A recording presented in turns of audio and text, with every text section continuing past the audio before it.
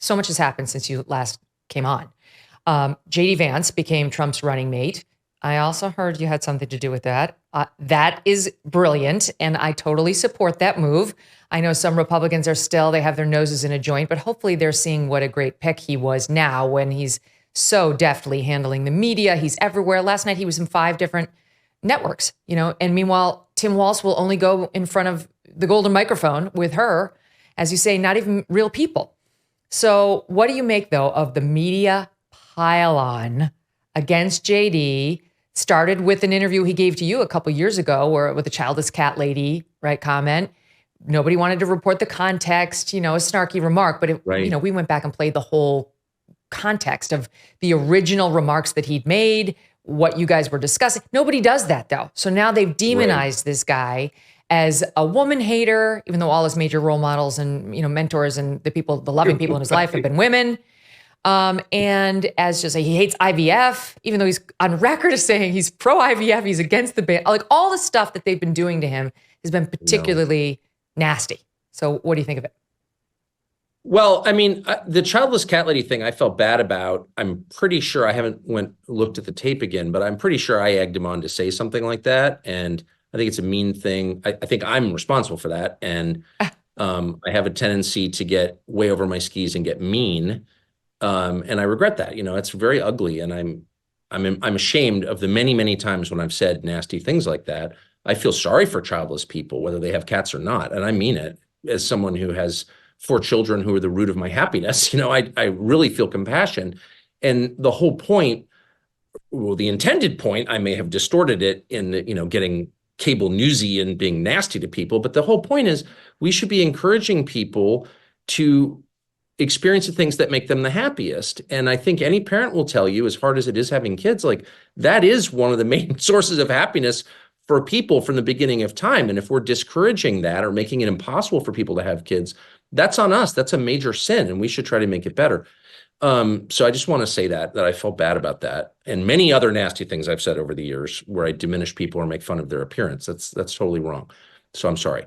But I would say of JD Vance, it was hilarious because he's so weird. He hates women. He's like one of the only politicians I know, and I know a lot of politicians, who has a happy, normal marriage. He actually cares what his wife thinks. She's his partner, like actual partner. She's very smart and a really nice person, a cool person. And he isn't like a normal, happy marriage. I've actually been around it in private.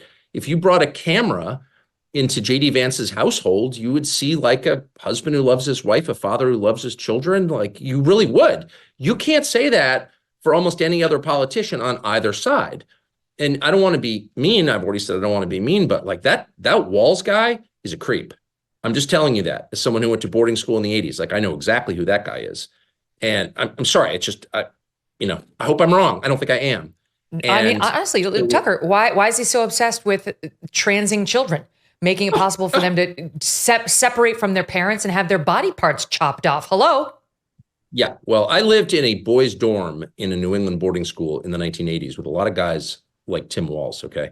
So I saw that guy and I'm like, oh, wow, I know exactly. You're a creeper, as we used to call him, for sure. And, I guess I probably shouldn't. I definitely shouldn't suggest what I'm suggesting without evidence. I don't have evidence beyond what I've seen. So I just want to say that I'm probably, again. Do you mean like a pervert? Like, when you say creepy, like, there's something wrong with that guy. He's a weirdo. And you can tell watching him. And I'm sorry, I've just lived long enough that I know that your gut level perceptions are rooted in truth. They're not always precisely true. I've gotten many things wrong. Like the details are unknown to me, but I look at that guy and I'm like, you're a weirdo. And everyone's like, no, he's so normal. No, not normal. Sorry. And so there's another thing. There's another thing about Tim Walz that hasn't gotten as much airtime. And it's true. He actually did remove, they were coming up with the Minnesota human rights law and revising it, renewing it. This class is protected. You can't discriminate against these people, and you can't discriminate against gays and lesbians. And the law had said, to be clear, pedophiles get no protection under this law. Pedophiles do not fall under the definition of a protected class. And they removed that language. They removed that language under Tim Walz. that the pedophiles, so it made it more ambiguous. Now, some in the LGBTQ community said, well, we removed that because we don't want to be associated with it. We don't need to say that right after you're talking about gay people. We shouldn't even be in the same breath as pedophiles. But it did make it more ambiguous. And some objected, saying, why would we take this out and make it less clear that we're not trying to protect pedophiles? In any event, it remained out and Tim Walz signed that bill. I'm not saying he's a pedophile. I'm just saying you don't hear about this stuff from the mainstream media because they're so determined to tell us he's our dad. And by the way, what is he doing in a high school setting with children, talking to them about their sex lives? Like, that's just prima facie wrong. It's totally wrong. And a healthy society would not tolerate that. You are not allowed to have teachers talking to kids about their sex lives. And I don't care if you're saying, oh, they're bullied. Okay. But you're still, adults are not allowed to get involved in the sex lives of children unless they're the parents of those children, period. He started the LGBTQ alliance. I just disagree with the entire thing. The gay straight alliance, like, are you an anti-gay bigot? Well, of course, I'm not an anti-gay bigot. I am just against, across the board, creepy teachers talking to other people's children about those children's sex lives. That is totally wrong. And that is, I think that's criminally adjacent. Actually, I think it's a crime.